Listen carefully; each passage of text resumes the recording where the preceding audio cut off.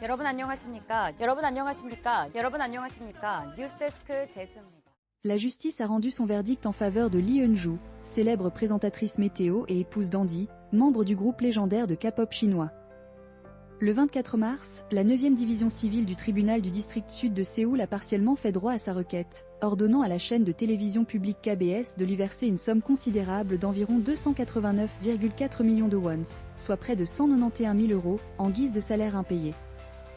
Un long combat pour la reconnaissance. Le parcours professionnel de Lee Eun-joo au sein de KBS a été semé d'embûches. Ayant intégré une station régionale de KBS en 2015 en tant que présentatrice météo indépendante, elle avait progressivement étendu ses fonctions pour inclure également des tâches de présentatrice dès l'année suivante. Cependant, en 2019, suite à l'embauche de nouvelles présentatrices, elle s'était retrouvée écartée des affectations. Cette exclusion l'avait poussée à intenter un premier procès, exigeant la reconnaissance de son statut de salarié à part entière, un statut qu'elle a obtenu. Après cette première victoire juridique qui a réaffirmé ses droits, Lee Eun-joo avait pu reprendre son poste en janvier 2024. Forte de cette reconnaissance, elle avait ensuite déposé une nouvelle plainte. Cette fois, sa démarche visait à réclamer les salaires qu'elle estimait avoir manqués durant les 5 années où elle avait été effectivement mise à l'écart. Elle arguait également que sa rémunération aurait dû être calculée sur la base d'un poste de présentatrice à temps plein, correspondant au grade 4 dans la grille salariale de KBS, et non sur un poste contractuel de grade 7, compte tenu de l'identité substantielle des tâches qu'elle accomplissait par rapport à ses collègues permanents.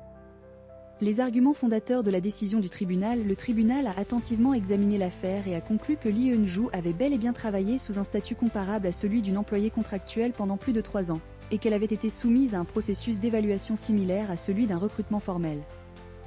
Les juges ont également souligné qu'après sa réintégration, elle continuait de présenter les mêmes émissions que les présentatrices à temps plein, sans aucune distinction significative dans la nature ou l'étendue de ses responsabilités.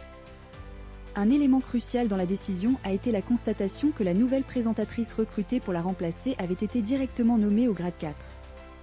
Cette comparaison a conduit le tribunal à juger que le traitement de Lee Eun-joo en tant qu'employé de grade 7 constituait une discrimination injustifiée, dépourvue de tout fondement raisonnable.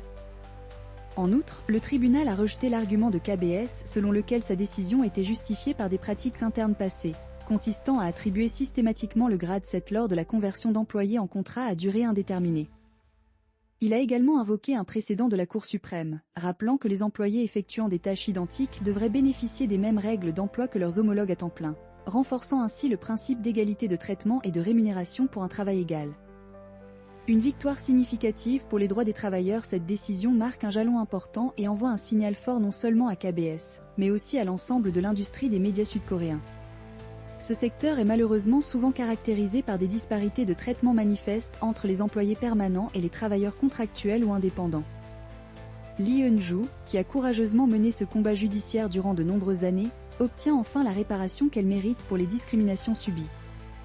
Un soutien familial indéfectible. Né en 1990, Lee Eun-joo avait officialisé sa relation avec Andy, né en 1981, en février 2022, avant de l'épouser en juin de la même année, après environ 1 an de fréquentation. Tout au long de cette éprouvante procédure judiciaire, le membre de Chinois a été un pilier de soutien pour sa femme, partageant à plusieurs reprises des messages d'encouragement et d'amour sur les réseaux sociaux. Ce soutien public a sans doute été une source de force pour Lee Eun-joo.